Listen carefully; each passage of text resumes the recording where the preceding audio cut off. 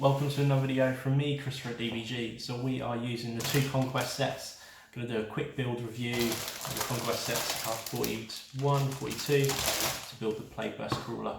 There it is all built, just missing the front bit, just purely for painting, and the sponsons on the side purely because I want to do some magnetisation as well. This is a quick build, you'll see little parts of it. Hope you enjoy. Carry on watching.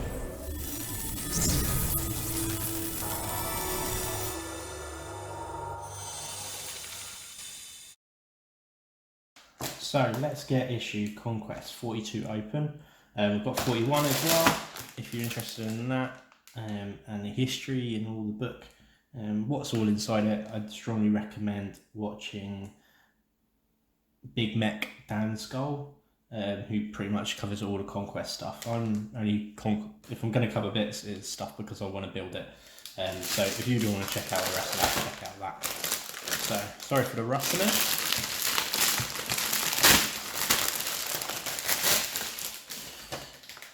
So we got the final bit of the Plagueburst Crawler, which I've got two from Forbidden Planet. Really massive shout out to them for getting me through that, which is really cool. So the actual Conquest is, you know, they're nice. I really like Conquests.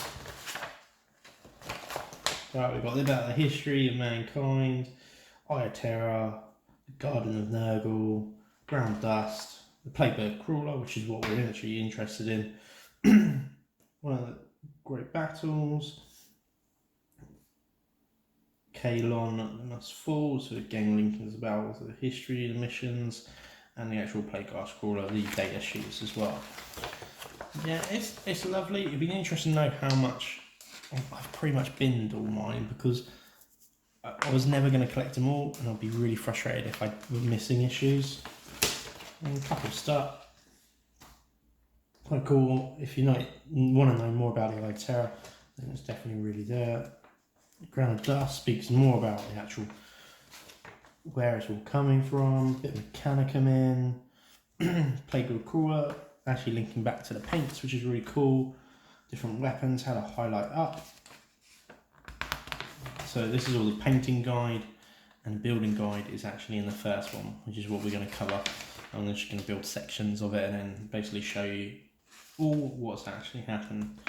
The battle links back with the missions with the map that you get.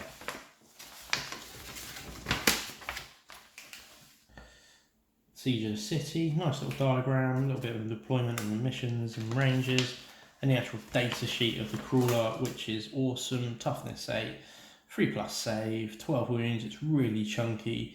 The only drawback I see is because it's a demon engine, so it doesn't hit like Marines, it hits on a 4+, but you can spend CP to make it reroll hits. Wounds, I believe, or it can move and shoot as well, because it's not immune to that. So, you know, it's got some cool little things. It's got disgusting resilience, but it's also got a 5+ invulnerable save, so it's, you know, it is. So it's going to stay there for a long time. It might not necessarily hit particularly well. The main gun's got a short has got an actual minimum range, which we don't see often in 40k. Which I quite like that. Understands, because it is, after all, a mortar. So you would expect it not to be able to hit at its doorstep. And then a bit of the guidance of that book. And the next one is coming after that are the Thermic plasma regulators, which are really cool. I'm really tempted to get quite a few of those to fit with all the other sets I've got. I'm not too sure, I've got a lot of terrain to do, and some paints as well. Lead Belcher and Necron Compound, both really solid paints, both are really good for coming up as well. One good base, one good as a dry brush to highlight extras as well.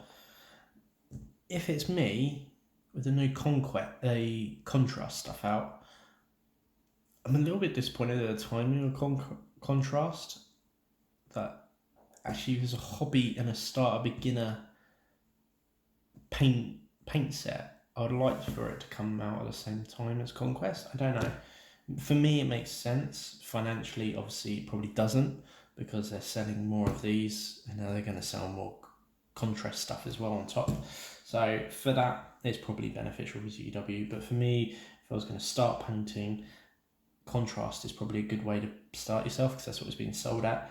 But learning the techniques of the original paints is still actually a really solid way of learning how to paint anyway. But let's get the other issue open. Let's get to the actual build stage. I'm going to stop and start the video just because you don't need to see me build everything. And I'm just going to show you where I've got to at the moment. So we're just doing 1 and 2. I'm just going on to the second part. So track so far, this bit is section 1. That bit is section 1, sorry.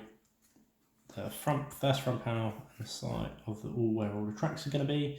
Section 2, I put on them. The tracks will go there. It feels odd when you're putting it together. It's the first time we've built one, because it's almost like a backwards tank in a sense. You know, it's almost like you'd expect that of the slant to be at the front, but it's not. It's the big, massive, almost very imposing tank, which I really like about it. This whole section is going to be where the mortar is. The next part is putting on loads of little balls here, and the actual track placement similar to what you put on a Rhino, but curl more round, because I think they go up actually here. Going to do that part, obviously going to put the next track on, show you what that looks like, and move on from there. But so far really simple. It is the whole kit in a sense. Well, it's interesting to know, I haven't got to the weapons part. If there's multiple weapons on here, I'm going to magnetise, but I don't think there is. But all the pictures I've seen, it's all one weapon option, which is unfortunate. But that you're paying $7.99 per issue, so I think the savings, I think they're like £40 as a tank, so it's half the cost. Well, actually better than half the cost.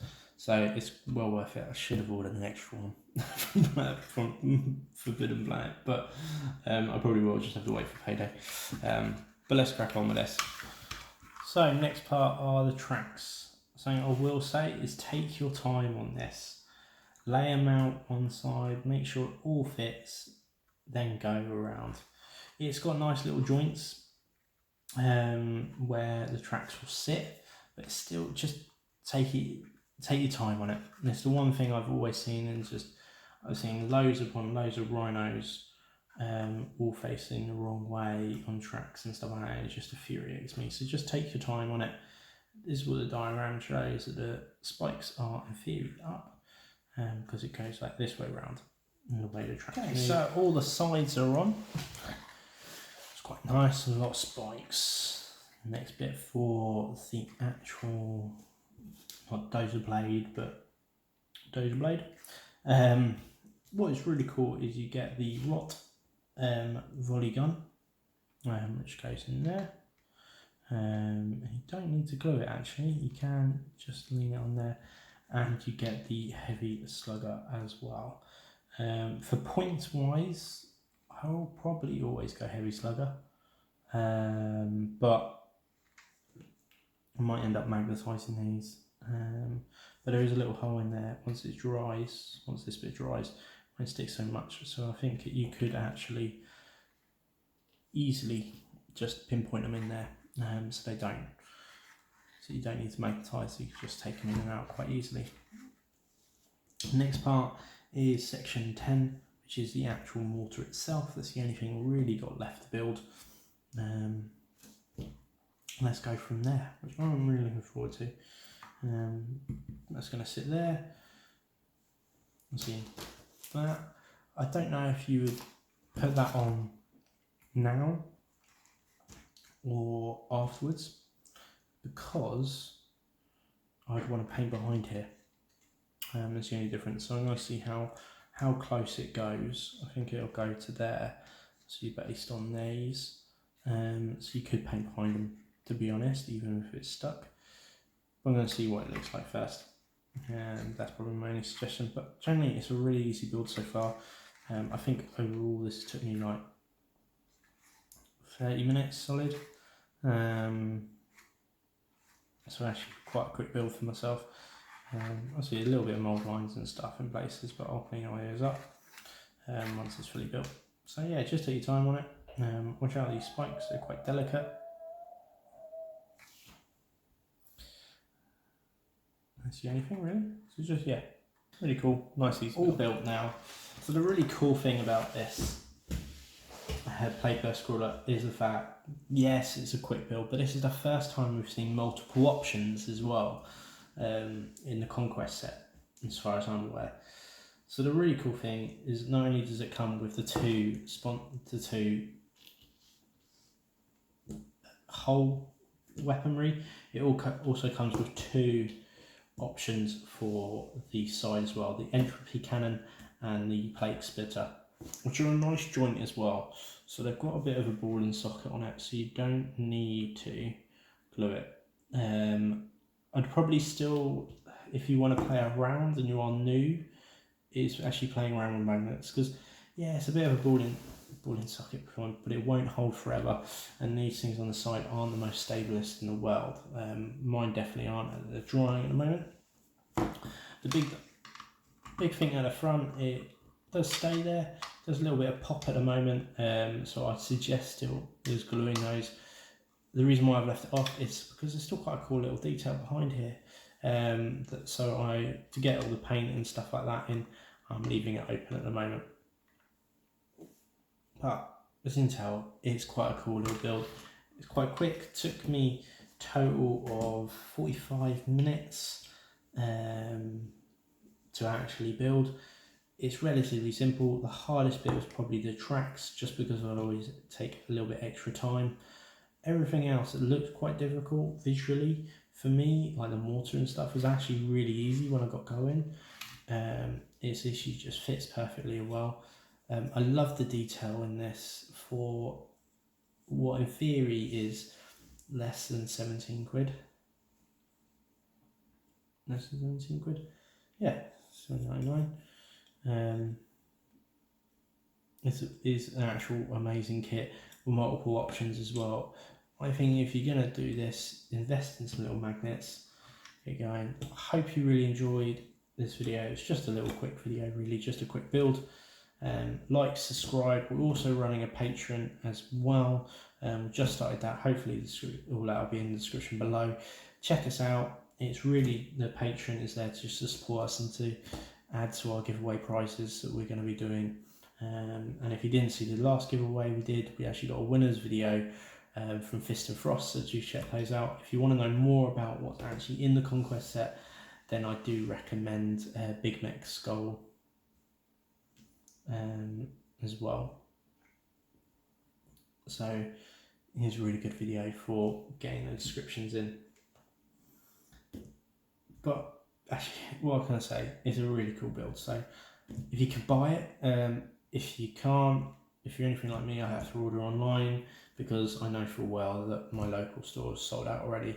Be interested to know if you're getting the same sort of problems with that. I don't. I haven't managed to get any conquests since I've sort of randomly moved closer to my place of work. When I was further away, my more local WA Smiths, there wasn't that many hobbyists. Where I moved now, there's loads of hobbyists, so I don't really get an opportunity to actually do any buy the Conquest set, unfortunately. But I got these luckily from the Forbidden Planet. So check out wherever you do, try and get hold of it if you're deaf guide anyway. If you're not, it could make a really cool orc conversion. I think it could. You could definitely take quite a lot of the Nurgle stuff off. Probably the spikes you could sort that out, and the turrets, the mortar itself. Actually, you could get away with that being something quite orky. But thanks again for watching. I hope you enjoy. Wherever you are in the world, have a great one and happy hobbying.